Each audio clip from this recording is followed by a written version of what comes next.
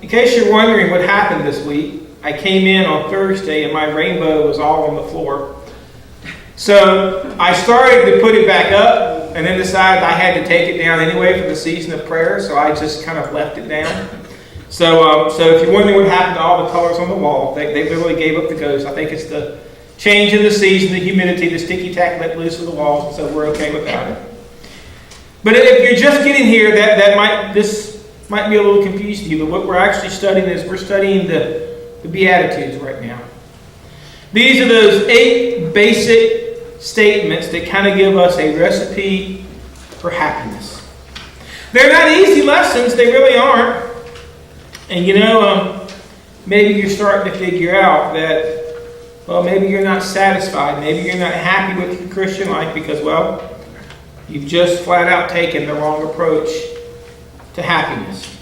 See, as we've been looking at this, we figured out that if we're going to live a happy, committed life, if we're going to live a satisfied Christian life, the first thing we're going to have to do is be humble. Then we're going to have to become a little dependent on God. We're going to have to learn how to mourn during difficult situations so that God can comfort us. We're going to have to learn some meekness. We're going to have to learn to take the outside that people see, and we're going to have to make it so that people actually see that God is living in us with a meek attitude.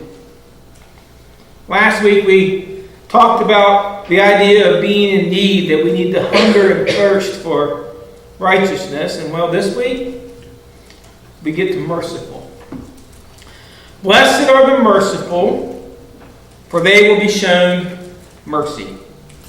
And I have a big confession to make. Me teaching a lesson on mercy is kind of like a butcher teaching a lesson on how to enjoy vegetables. I mean, it just doesn't work very well in my life. I have mercy issues in my life. My son is constantly reminding me, this little spiritual gifts assessment that you take every now and then to see what your spiritual gift is. Mercy, I scored a 2. That's out of 100. Okay, I struggle with this concept of mercy. And so here we are then.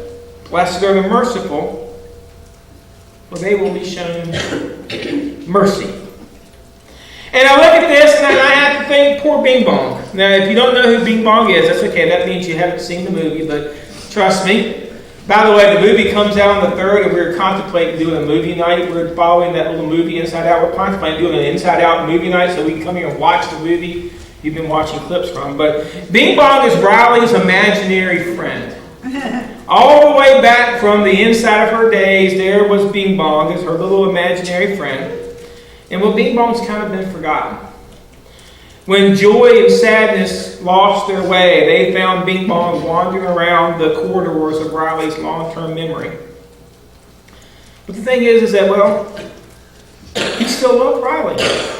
He refused to let it go, so he was just kind of wandering around looking for a space to belong. Well, along come joy and sadness. And of course, Bing Bong had wandered around so long that he knew exactly how to get to where they would need to go, so he kind of became their guide on how to get happy and joy back, happiness, joy, sadness back to Riley, where she needs it to be. And well, he had this special rocket. And it was a rocket that was activated by a very annoying song, and I'm not going to attempt to sing it to you, but he had this very annoying song that they would sing, him and Riley would sing it, and it made the rocket fly. And him and Riley would go on all of these wonderful adventures, but he left the rocket in the wrong place. And well, the people that come and clean up Riley's brain, the little creatures that go through there, took the rocket and shoved it into the pit of forgetfulness. You saw him, right? He cried out for mercy. He wanted them to stop. He didn't want to see the rocket get destroyed, but over the edge it went. And well, did you notice what happiness wanted to do? It'll be okay. Let's just move on. Let's just forget about that. Let's get back on the right track here. Let's not forget what the mission is. Let's tickle you to make you feel better. Let's make strange faces at you. Let's just try to be happy. It's because she's got the wrong recipe. Joy didn't understand mercy. But I think sadness got it. There was Bing Bong sitting on the edge of that cavern, and his whole life was about to end because he wanted to know, was Riley done with me yet? So Sadness sat down and had a little conversation with him, allowed him to cry, showed him a little compassion, and allowed him to move on. And I don't think this is much different from our lives, because I think a lot of us have the little pink elephant inside of us, the little Bing Bong creature. I think a lot of that is inside of us. And you know what? We too have cried out for mercy. Don't believe me? Let's just take a walk through Psalms and look at David. David cried out, "Deliver me," in Psalms 26:11. "I led a blameless life. Deliver me and be merciful to me." That's what David said. He wanted God to bring him out of the situation. He demanded of God to answer me. "Hear my voice when I call, Lord. Be merciful to me and answer me." We all want those times when we think we have God's undivided attention. We want to hear God's answer quickly and decisively. We've cried out to God, "Help me." Psalm 30:10 says, "Hear, Lord, be merciful to me. Lord, be my help." We all want God to fix our issue, to bring things back into perspective. We desire God's mercy. I know we've all cried out this one, "Relieve me, God." Psalm 31:9. "Be merciful to me, Lord, for I am in distress." Boy, been there, done that, haven't we? "My eyes grow weak with sorrow, my soul and body with grief." God, just be merciful. Take away these emotions, Lord. We've cried out, "Save me," before. "Be merciful to me, my God, for my enemies are in hot pursuit. All day long they press their attack." And of course, the one that usually we cry out to God in our deepest, darkest moments is, "Don't forget me." Has God forgotten to be merciful? Has he in anger withheld his compassion? You see, we all kind of talk to God in the same way that Bing Bong bemoaned the fact that his rocket got pushed off the edge. We had a life that was all planned out. We had a life that we thought we were going to live. And, well, things happen. They really did. Bad things happen to good people. It just happens. Life doesn't always go the way you planned it. The hour doesn't always go the way you planned it. And, well, sometimes we're in need of a little mercy. We are. Even though I may not deserve it, even though my best laid plans weren't very good plans, we need somebody to be merciful. So we sit on the edge of our lives in our broken state and we cry out, "Lord, where's the mercy? Where is that which I need to make my life work, Lord?"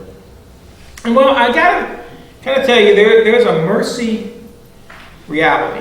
You see, there are some things that we need to know about mercy, because somehow I think we've got the wrong perspective. I mean, I could give you examples.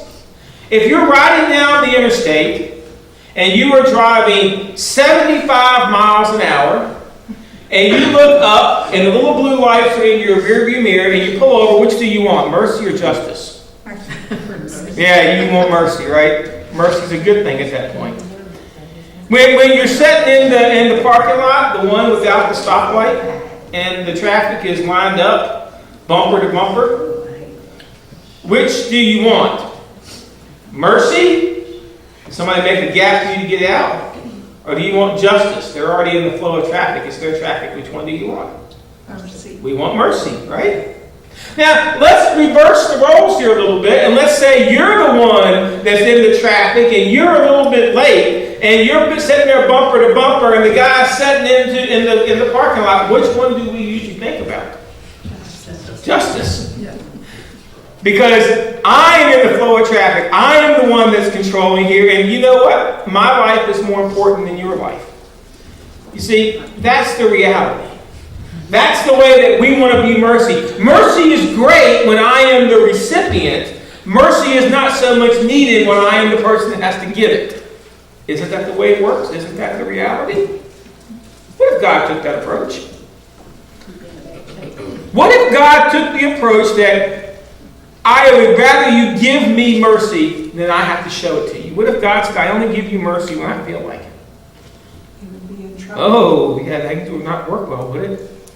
We'd be sitting in that parking lot for an awful long time because you know what? God doesn't need our mercy. You see, the reality is that God is indeed merciful. In his nature, God is merciful. Listen to these verses. Psalm 78:38 says, Yet he was merciful. He forgave their iniquities and did not destroy them. Time after time he restrained his anger and did not stir up his full wrath. You know what strikes me in that verse? Time after time. He didn't stop giving them the mercy after the first time. He didn't stop after the second time. He said that he withheld his wrath. He provided them mercy over and over and over. That's the nature of mercy. Daniel 9:9 says, the Lord, I'll say this right in a second. The Lord our God is merciful and forgiving, even though we have rebelled against him. That's what Daniel 9:9 says. Even though I walked out on God, even though I left God, even though I turned my back on him, he shows me mercy. That's incredible. But that's the nature of God. Nehemiah 9:31 says, But in your great mercy you do not put an end to them or abandon them, for you are a gracious and merciful God. God doesn't leave you sitting on the side of your cliff when your life is broken. God's kind of like sadness was in that clip. He sits down beside you. He wants to talk to you about the issues. He wants you to understand that he is indeed merciful. And I got to tell you, that gives me that little warm, fuzzy feeling inside of me that God shows mercy even when I am at my worst. God can be at his best. Merciful. And it gives me the warm fuzzy because the second part of the reality is that, well, we need God's mercy. We really do. This is what the Apostle Paul writes in Romans chapter 11, verses 30 through 32. Just as you who were at one time disobedient to God have now received mercy as a result of their disobedience, so that they too have become disobedient, in order that they too may receive mercy as a result of God's mercy to you. For God has bound everyone over to disobedience, so that he may have mercy on them all. You see, if I am left to my own persuasion, I know what I can be like. You remove the constraints on me, and I know what my life would probably be like. I understand that verse that Paul says, but for the grace of God, there go I. I know exactly the paths that I have walked in the past, and I understand the power of God's mercy because I don't walk those paths anymore. At least not on a regular basis. I have my struggles just like everybody else. You see, there was a point in my life when I began to understand I need some mercy. I need God to do something in my life that is different, that I don't deserve, that I have earned something quite different. I need God to roll it all back, and that two sides of the same coin. Give me a little grace. Show me some mercy. You see, because we want God's mercy, don't we? I use those examples of when we should have mercy. Well, this is what we want from God. Hebrews 4:16. Let us then approach God's throne of grace with confidence, so that we may receive mercy and find grace to help in our time of need, to help us in our time of need. You see, we go to God, and this is kind of what we want from God, right? I want to be able to bring, God, what's wrong with my life, what's broken in my life, and what's busted in my life. I want to bring, God, the relationships I'm struggling with. I want to bring Him the bad days, and I want to approach His throne and say, God, pour it out on me. Come on, God. Come on. I've had a really tough week. How about a little grace and mercy? We want to approach God in that way because we understand that, well, we want God's mercy. We want to feel God's loving arms flow around us during those difficult times so that we can get through them without so much struggle. We desire mercy. And that's all well and good until we get to Matthew chapter 5 where He says, blessed are the mercy, for they are merciful. For they will receive mercy because, you know what? He expects me to be merciful. He says in Luke chapter 6, verse 36, He doesn't make any bones about it. He says, be merciful just as your Father is merciful. So all of that mercy that I am pleading for from God, all of that grace that I want God to give me, now Jesus is saying, you know what? That's the key to happiness. That's what will do it for you. If you want to experience true mercy, then you have to be willing to give true mercy. And I struggle with that. I have a computer background, and you know in computers there is no mercy, right? It's a 0 or it's a 1. It's an on or it's an off. You push the button, it works or it doesn't. There is no in the middle. One of the best teachers I have in college, her name was Mrs. Janet Dunford. First day you walked into her college class, she said, by the way, I don't give B's, C's, or D's. I have 2 grades, A or F. If it works, you get an A. If it doesn't, you get an F. Oh my gosh. There was no mercy. There was no grading on the curve. She had a standard that you had to live by. And you know what? It's funny. I worked very hard in that class. Because I understood. If I wanted to pass it, the A was the only option. And now here's God telling me, Barry, if you want to experience my mercy, if you want to experience the blessings that come from mercy, then you're going to have to learn how to be merciful. Yuck. That doesn't sound like the way to make myself happy. That sounds like the way to make myself frustrated. But here's what you know. This wasn't just one of those things that Jesus said off the cusp and He didn't mean it. He really meant it. He tells a story in Matthew chapter 18, verses 23 through 35. We've studied this story before. It's called the story of the unmerciful servant. And the way the story goes is there is this servant that has found himself indebted to the king. And he owes thousands upon thousands, maybe even as much as $1 million to the king. And the king calls him in front because the king is settling up the books. And you know what this guy is thinking? My goose is cooked. I'm a dead man because I can't pay back the king. And so the king brings him in front of there and he says, hey, you got this big debt on your books, on my books. You owe me a lot. Then he pulls out the pencil and he goes like this. Debt's forgiven. Oh my gosh. I've never felt what it feels like to have somebody relieve me of $1 million debt, and I never intend to, but that probably felt pretty good, didn't it? To have a debt that there is no way I could pay it, no way possible, imagine that I could come up with, and have somebody just cross that debt off. I've been in a very good mood for the rest of the day. At least one day, maybe even 2. But that's not how this worked. This servant goes out, and he's walking down the street, and he sees a fellow servant that owes him to what amounts to about $20. And he sees this fellow servant, and he grabs him, and he shakes him, and he demands his $20. And when the other servant can't come up with $20, he calls the police and has the guy thrown in jail. Man, I just got relieved of $1 million worth of debt. You think I could get over $20? But the servant couldn't. So the servant that could not relieve the debt of $20 was called back before the king. And in verse 23 it says, shouldn't you have mercy on your fellow servant just as I had on you? Well, now there's a thought. Ponder just for a second how much God has forgiven of you.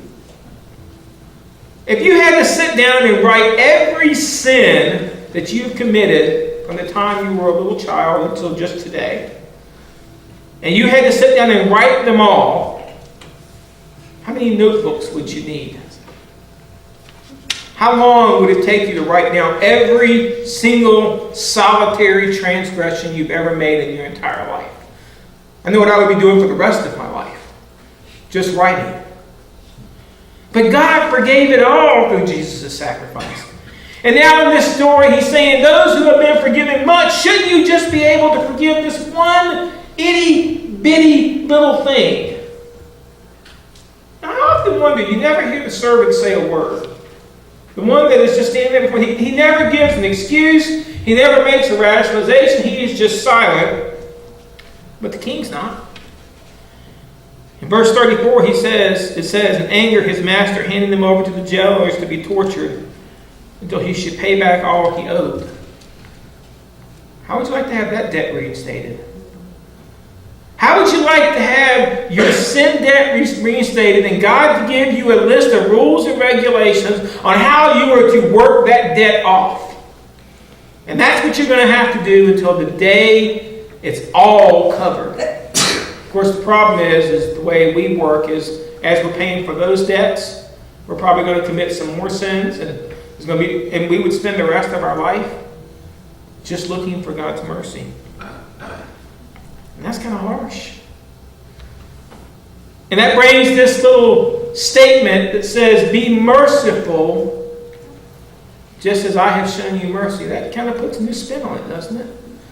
When Jesus says, blessed are those who are merciful, for they will be shown mercy.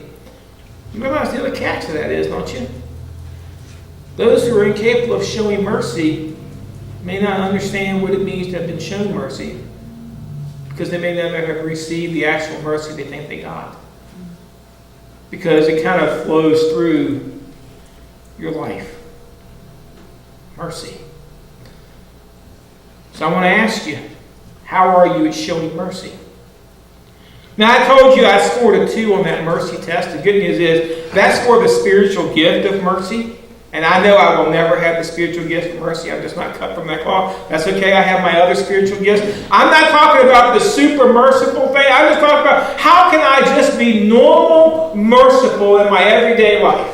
And so what I'm going to do is I'm going to give you some things to consider here. Because God thinks us being able to show mercy is important. So that means I better learn how to show some mercy. And so I've got some things that maybe will help us. We're going to try to cultivate a little mercy in our lives. It's really quite simple. It's not as hard as you might think it is. The first thing you have to do, though, is, mercy requires us not to judge. This is what James chapter 2, verses 12 through 13 says. Speak and act as those who are going to be judged by the law that gives freedom, because judgment without mercy will be shown to anyone who has not been merciful. Mercy triumphs over judgment. That means if I'm going to cultivate mercy, I've got to take my opinions about people and put them on the back burner. It means when I see the person in distress, I need to stop worrying about how they got there. Why are they standing on the side of the road with that sign? It doesn't matter. What went wrong in their life that caused them to have these problems? It doesn't matter. Because mercy trumps judgment. If I am ever going to learn how to be merciful, I have got to first learn how not to judge. Jesus reinforces this in Matthew chapter 7, verse 2. For in the same way you judge others, you will be judged. With the measure you use, it will be measured to you. See, we don't like people to judge our lives. We don't, do we? We want people to just let us get away with whatever. But man, don't we like to be the judge? And if I'm going to have mercy, I am going to have to learn how not to always be the judge. I'm just going to have to sometimes take a few things at face value and begin to show a little mercy. But not only does it require me not to judge, there's another step to this. Mercy requires empathy. Now, I want you to pay close attention to the word. I did not say apathy. You can't take the I don't care attitude if you're going to be mercy. It also doesn't say sympathy. You can't just feel bad for the person. Joy in that clip felt bad that Bing Bong's rocket got crushed. But in the end, who was still Joy's focus? Joy. Sadness also felt bad that the rocket got crushed. But who was sadness's focus? Bing Bong. That's empathy. Not only can you not judge them, you have to allow yourself to relate to their situation. You have to just not feel bad about it. You have to be willing to do something about it. This is what it says in Hebrews chapter 2, verse 17. For this reason he had to be made like them, he being Jesus, fully human in every way, in order that he might become merciful and faithful high priest in the services to God, that he might make an atonement for the sins of people. It's funny the way Jesus had to give mercy to us. He couldn't do it from heaven. Did you ever catch that?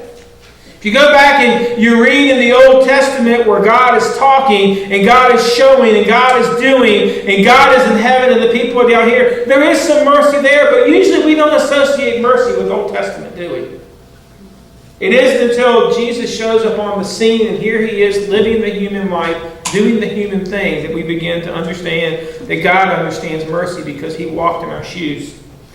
He sat on the cavern beside us and we realize he understands the situation and he had a plan. It requires a little empathy.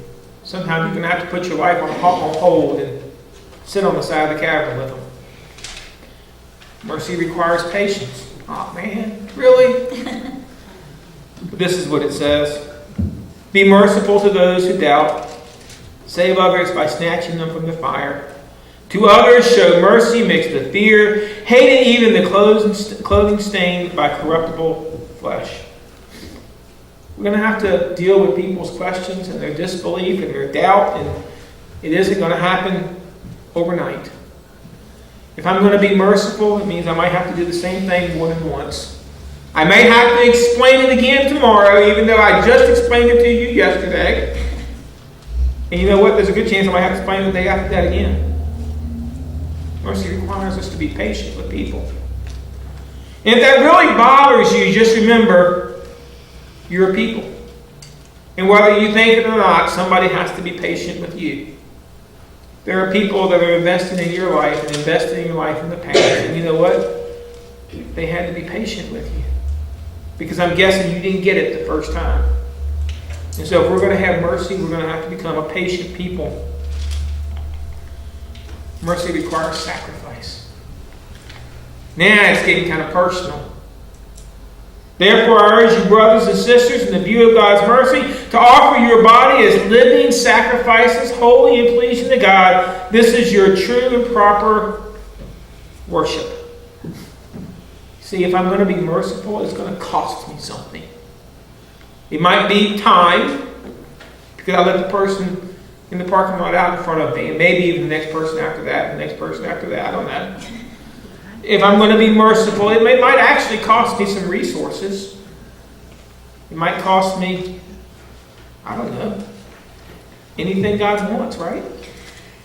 Because he's given me everything. See, that's what mercy requires, but you need to understand mercy is for the merciful. Now, I'm going to swipe this little microphone because I like to come up front and talk for just a minute. And I know the other one is dead. And Matt's now wondering which microphone is he grabbing, but that's okay. Well, sitting on top of the speaker, I'm not going to grab it. I'll just do it this way. I'll stop right here today. So, mercy for the merciful. This is an important idea. Because somehow I think we've got it all figured out and we've got it all thinking that the way this works is I come forward and I say a little prayer and I get dunked in a tank and then I go out and I just try to live a good life. And you know what? How I relate to other people matters very little. Do you realize that out of these 8 statements, this is the third one that reflects on dealing with other people? Oh. So So how I relate to other people, how I treat other people after I have accepted Christ is just as important as all the other things. Just as important as saying a prayer, getting dunked in the tank. How I live the life going forward is important. And so if on that day, when I am standing before God, and it is my day, and I am standing there, and He is asking me the question, why should I let you into my heaven? And I want to scream for mercy. If He's put it in the Scripture this way, would He not be just in looking at us and saying, how much mercy did you show? Now, I got to be telling you, I'm hoping it doesn't always work that way, because I'm going to plead Jesus and ask for grace and mercy. But I want you to ponder this thought for a second. Jesus used this idea that those who have received mercy are those who will show mercy at least twice in Scripture, plus He told a whole big story upon it to impress upon His disciples. So if we're going to be satisfied in our Christian life, we better be willing to start showing some mercy in our Christian life. And here's the thing. To show mercy, we have to find people that are in need of mercy. Doesn't that make sense? We've got to find people whose lives are broken, busted, and out of kilter and out of whack, and then we have to pour ourselves into them. Blessed are those who are merciful, for they will be shown mercy.